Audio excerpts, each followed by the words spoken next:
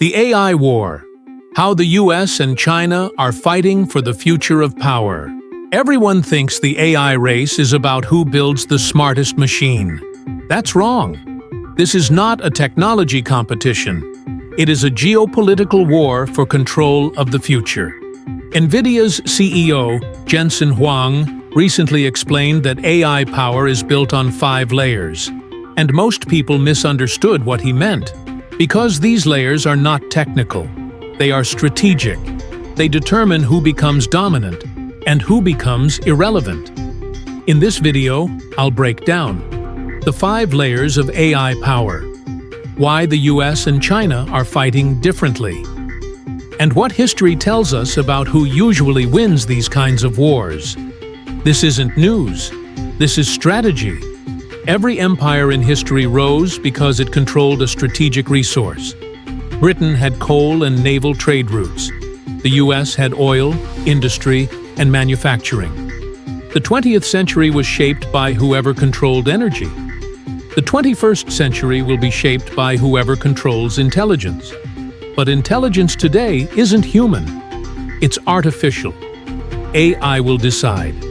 Military superiority, economic dominance, surveillance and social control, financial systems, automation of labor, and knowledge production itself.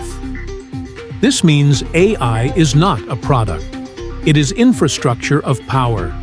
And infrastructure wars are never about who has the coolest version. They're about who controls the entire system. Jensen Huang described AI as a stack of 5 layers. Each layer is a battlefield.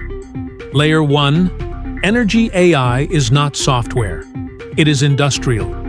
Training large models consumes enormous amounts of electricity. Whoever controls cheap, abundant energy can scale faster.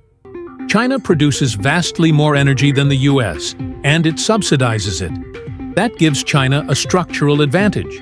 In war, logistics beats weapons, always. Layer 2. Chips. Chips are the brains of AI. Right now, the US dominates high-end chip design, NVIDIA, AMD, Apple. But China is pouring billions into domestic alternatives. Why? Because dependence is vulnerability. This is why the US imposed export bans, and why China accelerated self-sufficiency. This is not economics. This is survival logic. Layer 3. Infrastructure is where most empires win or lose. China can build megastructures, data centers, factories, and networks in months. In the US, the same process can take years. Speed is not convenience, speed is power. Whoever builds faster, adapts faster. Layer 4, models. This is what the public sees. ChatGPT, Gemini, Claude, Llama. The US leads here. But China dominates in open-source deployment. That means millions of developers integrating AI into every sector. Innovation is impressive. Adoption is dominance. Layer 5, applications. This is where AI becomes real power. Smart cities, surveillance, military planning, economic optimization, social credit systems, logistics, financial automation. China integrates AI into society faster than any country on Earth. This shapes behavior itself, and behavior is the ultimate form of power. The US and China are not playing the same game. The US strategy.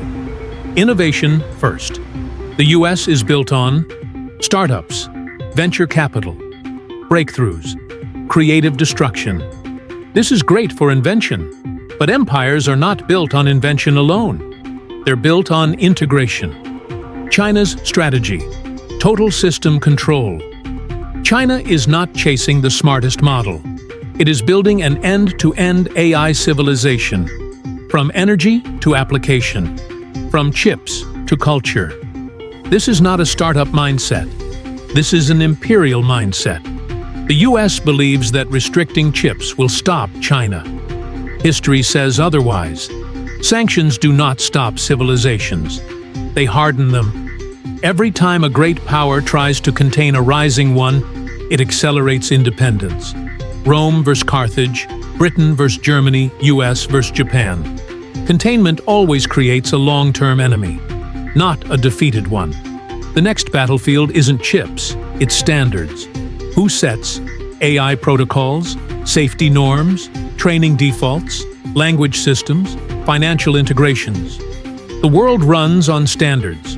Whoever defines them defines reality. This isn't just about nations, it's about you.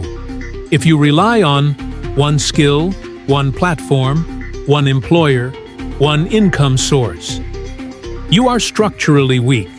Power comes from layered leverage. Just like empires don't collapse because they're attacked. They collapse because they become imbalanced.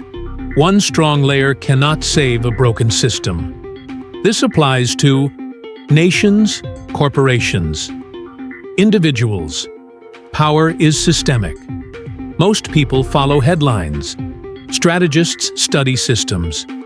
If you want to understand how the world really works, welcome to TelosTribe.